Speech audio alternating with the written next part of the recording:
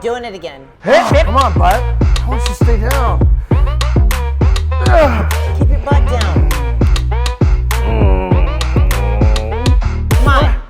I swear it was down. Glue your ass to the bench. Oh, okay. What? Glue. How's Keep that? your butt cheek it tight. Like that? Tight. Tighter. Tighter. Tighter. Now keep your butt down though. Tight. All right, take your time. Set your arch. Yep. Stack up into those traps. Tight. Press.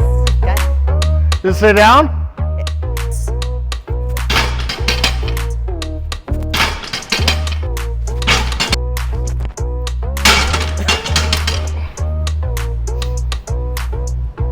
All right, Dr. Dave Osborne and Coach Monica here, shooting some content for you all today. Are you one of those lifters whose asses pop up off the bench during comp like a hot park bench in the middle of July? Just can't seem to keep it on there? Well, we're gonna go over some cues and positions that we can make during our bench setup that will allow you to keep that ass planted on the bench and keep coach happy. What becomes important with foot position in terms of lining up our knees over our ankles on the bench is we need to have a solid push in one direction, and that direction needs to be reinforcing our arch. When we think foot position on bench, we have to balance how much external and internal rotation a lifter has access to, and if we're pushing too far out, we're gonna lift at the hip rather than drive into our arch and pin our upper back deeper into the pad. That's what the leg drive is trying to accomplish, is driving the body and thus the bar in one line, backwards up off the chest. And if we have a poor foot angle, what happens is we end up using the inside of our foot to drive. And as you can see, that is a poor extension mechanic at the knee compared to this, with our foot facing a little bit more forward and having a better knee stack position. This inside edge may allow us to get set a little bit more comfortably, but it's also gonna allow the hip to lift up off the pad, and so we have to watch out for that when we set up. On her bench setup, and we can talk about some strengths, some weaknesses, and things to watch out for. So Monica, will you set up in a really flared toe position? Good. So we can see pretty flared toe position. The knee does still have a stack over the ankle, but what happens when Monica goes to push through her legs, what happens to her hips is they lift straight up off the pad. And on top of that, try and get your legs tense, Monica, like you're having to resist the weight. It's really hard. It's really hard, and there's not a lot of stability here through the leg, which has to stabilize the bar as we bring it down. So this isn't very tight. So not a super advantageous position. I also don't feel like I have any leg drive that's gonna keep me in position. When I use my leg drive and that butt pops up, I can surely drive into my traps, but my butt's not on the bench anymore, so it doesn't really matter. And then as soon as your butt drops back down, now you've lost position. Bingo. So let's do a setup, Monica, with our toes a little bit more pointed forward. Nice. Now create leg tension like you're gonna stabilize the bar. Good, a lot more solid, right? We can see on both sides, as I push into her legs, there's a lot better resistance here and strength, even through the inside as well. There's a lot of adductor strength, which is good for stabilizing. And so Monica, go ahead and do a leg drive in this position. Now this position, see where the legs are driving? Everything drives back into the arch and reinforcing it from here. It's nice and stable, right? It's not all the way forward, but it still creates great tension. And then, and almost roll your femur into internal rotation and overstack on the inside edge. Yes. Thanks. Good. This position is something that can happen when we're trying to adjust that foot angle, but not quite maintaining all the pressure on the pinky toe of our foot, as well as overly internally rotating. And so there's good internal rotation and stability here, right? But go to leg drive from there, Monica. Not much leg drive. There's not much push you're going to be able to get out of this position. It might feel a little tight and a little supported, but it's not going to be able to reinforce your arch as much, and your leg drive is going to be limited. And so we're trying to find a good balance in toe position that's not all the way out, it's not all the way straight forward, but a nice middle that allows this butt to stay on the pad when driving backwards. So a great test for this position is when you set up in it with a toe angle, when you push straight backwards with your legs, does your butt lift up? If not, that's probably a pretty good starting foot position. Let's talk about upper back. Another reason the butt may be lifting on your bench is you're arching too much through your lower back and not through your upper back. And we don't want to arch through our low back. That does not help us, pushing our belly up as high as we can and arching through here. We need to be arching through our upper back and creating great stacking in our upper back here and creating this,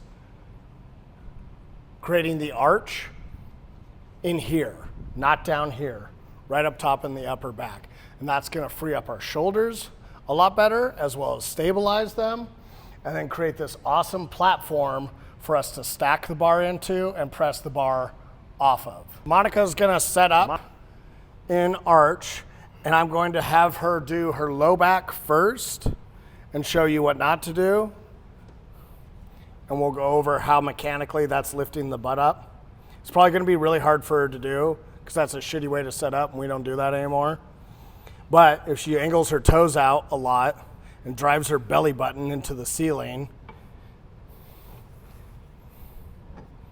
So this is low arch back setting. So you can kind of see that there's definitely an arch there. When I go to drive off the chest and use my legs, my butt pops up, and it also doesn't feel great on my lower back because that's where the arch is created and it's not in my upper back.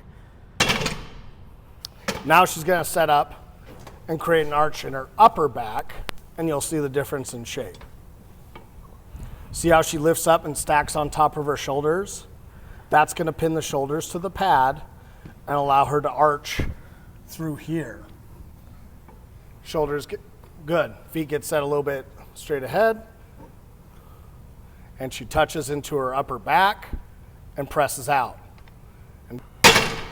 So we can see the difference in support structure using the arch in the upper back as opposed to the lower back, as well as the incorporation of the leg drive that doesn't lift the butt up off the pad. All right, so we've covered foot position, we've covered creating the arch in our upper back, and the third part of really ensuring your butt stays down is learning how to not just pause the bar on your chest, but hold a pause.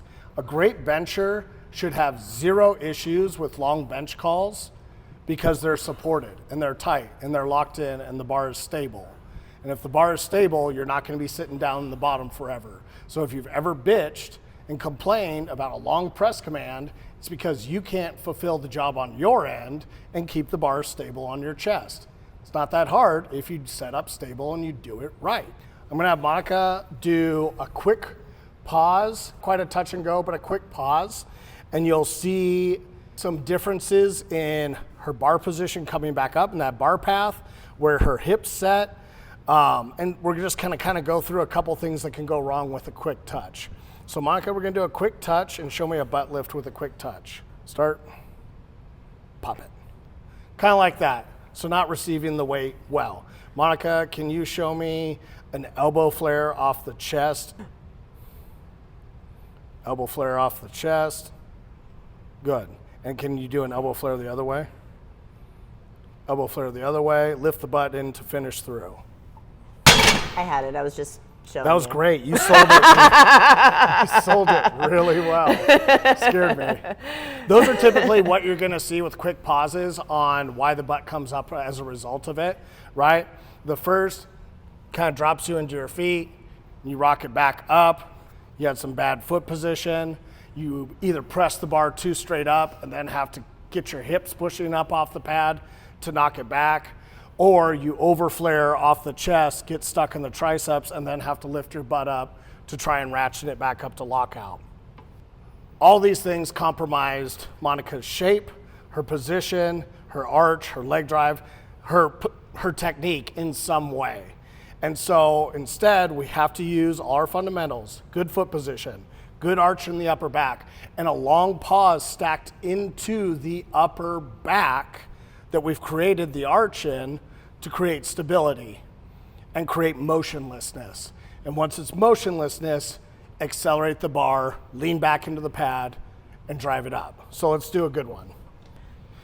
Monica's gonna have the arch through her upper back. Her foot angle is gonna be a little bit more straightforward. Good. We're gonna bring it out. She's gonna have a long, good connected pause. Press. Good. Again, a little bit tighter, stacking into the upper back. Press. Again, tighter, less bounce, press. Do one more. Show perfect less bounce. Press. See how it's still bouncing that a little bit? Tighten up your lats a little bit more and stack into them. Press. Rack.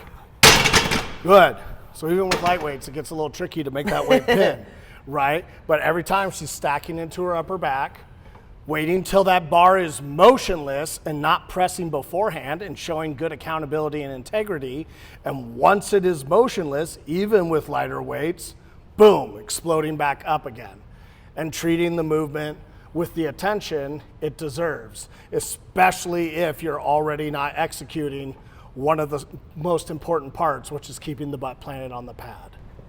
We've gone over foot angle and position to ensure that our leg drive is reinforcing our arch and keeping our butt on the pad while we push. We've gone over how to set our arch in our upper back to further help facilitate keeping that butt on the pad and ensuring that our touch is stacked into our upper back and balanced and stable when we come into our pause. And then we went over actually pausing the weight and making it motionless on the chest, and then driving up and showing some patience and integrity and accountability with our bench press, right? And if we do all those things, keeping the butt on the pad is so much simpler, and it eliminates something you're gonna miss an attempt on and waste strength and energy on at the meet, right? Instead, boom, white lights, moving on to the next one.